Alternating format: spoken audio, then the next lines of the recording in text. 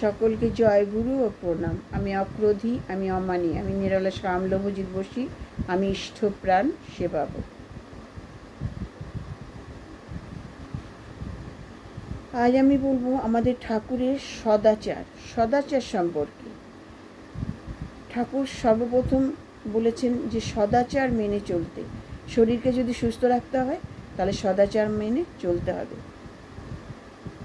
আর এই সদাচারকে তিনি তার উপরে আরও বলেছেন শিক্ষা সংস্কার। শিক্ষা তার সাথে সংস্কার। হ্যাঁ, তো জীবনে চলার পথে শিক্ষা, দীক্ষা, সংস্কার, সদাচার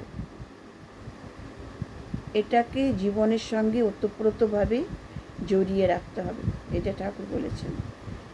তাই ঠাকুর সদাচারে কিন্তু 3টে ভাগে ভাগ করেছে। আমি এর আগে অনেক ভিডিওতে বলেছি, শারীরিক সদাচার, মানসিক সদাচার আর আধ্যাত্মিক সদাচার।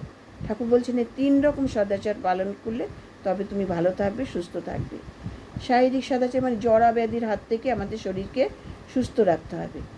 কীভাবে সুস্থ রাখতে হয় জরা ব্যাধির হাত থেকে, সেটা ঠাকুর সদাচারের মধ্যে বলেছেন।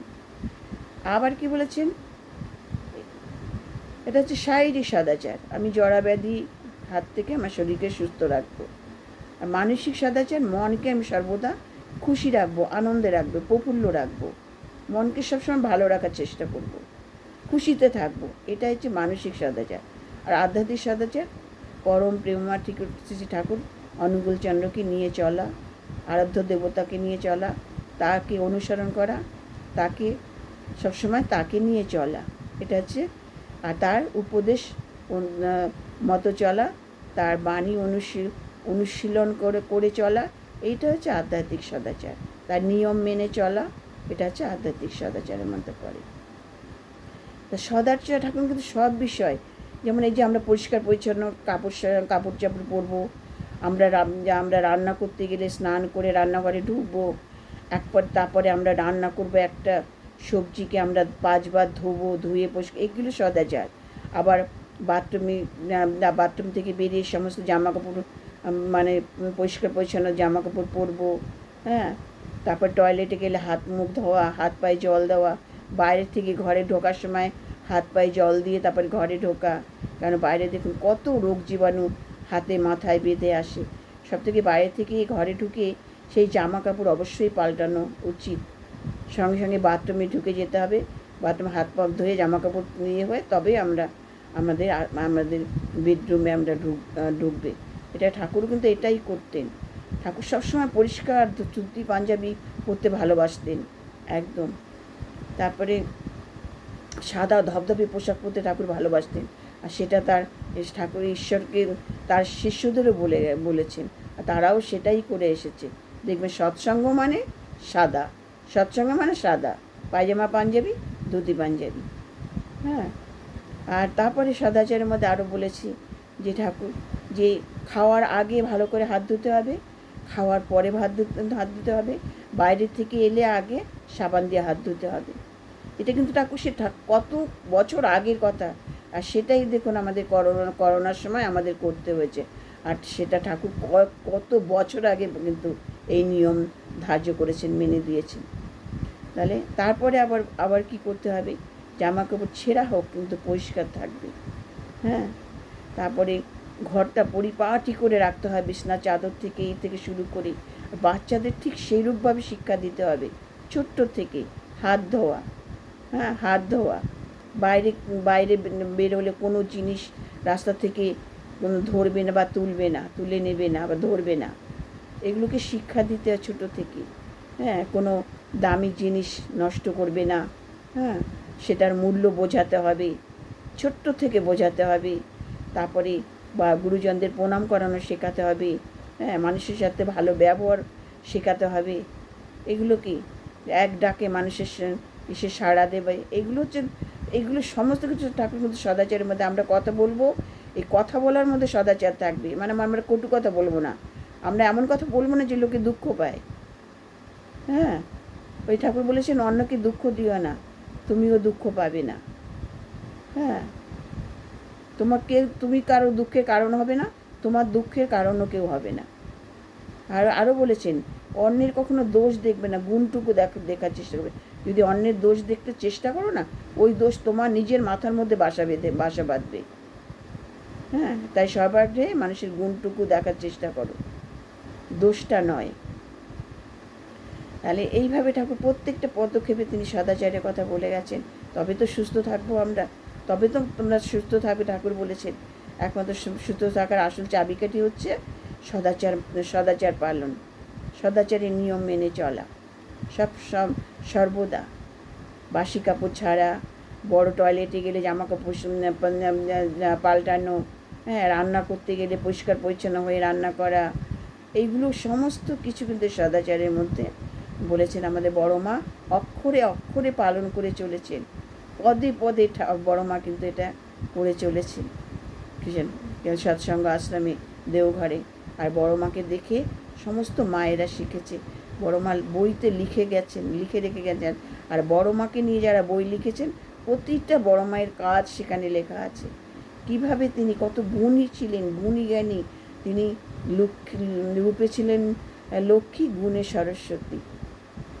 হ্যাঁ, মা দুর্গার সঙ্গে বড় মাকে তুলনা করেছেন আমাদের ঠাকুরের সহধর্মিণী।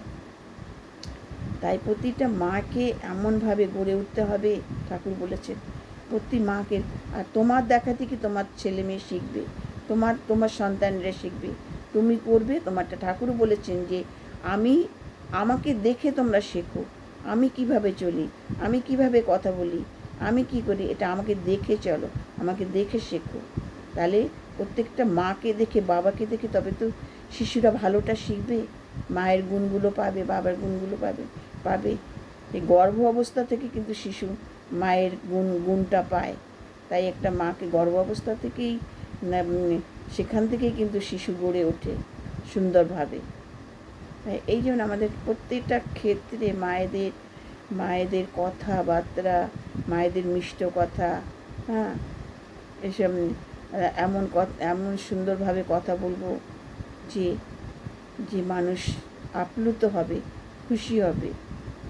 কখনো কাউকে কষ্ট দিয়ে কথা বলবো না, কাকে আঘাত দিয়ে কথা বলবো না। ঠাকুর যেটা করতেন, ঠাকুর কখনো অন্যের কাউর যদি চোখে 2 ফোঁটা জল পড়তো, ঠাকুরের কিন্তু 4 ফোঁটা জল পড়তো চোখ দিয়ে। হ্যাঁ, এরকমভাবে তিনি মানুষকে ভালোবেসে গেছেন।